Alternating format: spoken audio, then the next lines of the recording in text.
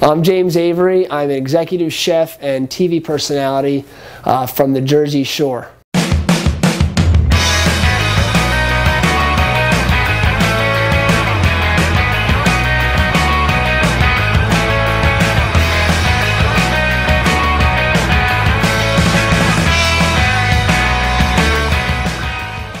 So I've been a chef, well actually I've been in the restaurant business for about 15 years. You know, I started as a delivery boy at a pizzeria in my hometown, worked in restaurants all through high school and college, and I just kind of thought it'd be a cool job. I thought it'd be fun. I don't have a really great romantic story as to why I became a chef. You know, my grandma didn't get me inspired. My dad wasn't a chef. For me, it just something I like to do. It's something I wanted to give it a try. I'm really drawn to Japanese chef knives because first of all, they're beautiful. They're just crafted really well, but they have a very specific purpose, each and every knife. I may use 3 knives on the same ingredient. Let's take salmon, for example. I may break it down using a deba, you know, slice it using a, you know, tsujiki, and then ultimately finish it using a yanagi knife. It just really depends on, you know, what I'm doing at the time. But Japanese knives really enable you to execute on a really high level. Chefs, you know, at least for me, I think are drawn to the minimalist aesthetic of Japanese food and preparation. Japanese chef knives are really just an extension of that mindset. So, you know, you bring that into the kitchen with you by using these knives. It gets to a certain point in your career where all of your knives, all of your tools have great meaning.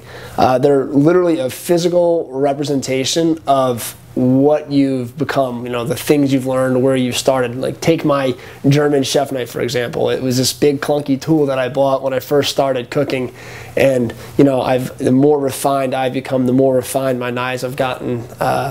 You know, so that's the meaning that my knives have for me. It's really shown my journey throughout my career. So, you know, having a favorite knife is like probably asking a parent to pick out a favorite child. If I had to pick one, I think, you know, as a chef, my most important job is handling the butchering and the portioning at my restaurants.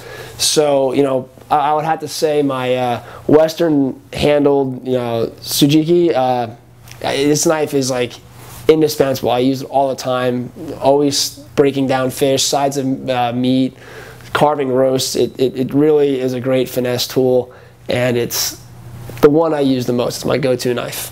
My advice for anybody who wants to get into the restaurant business or go to culinary school to become a chef is go work in a restaurant. You know, spend a year or two grinding it out. You know, it's a really hard lifestyle. So before you make this big investment and, you know, commit yourself to a very expensive culinary education, I would highly recommend that it's something you know in your heart you want to do, because it's definitely not for everybody. And you know, just because you see the glamorous side of it on TV or when you walk into a restaurant and things are going smoothly, you know, you don't get to see, you know, the hard times, the tough times, the amount of hours and labor it takes to put into making things happen.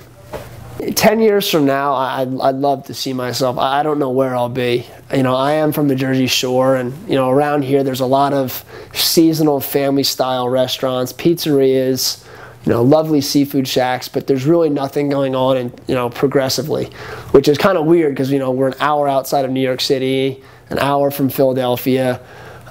So in 10 years from now, you know, I definitely want to be running my own operation. I don't really know what that is yet. You know, I'm still developing my own style, but definitely running my own operation. You know, being on the forefront of, you know, putting New Jersey out there as a culinary hotspot.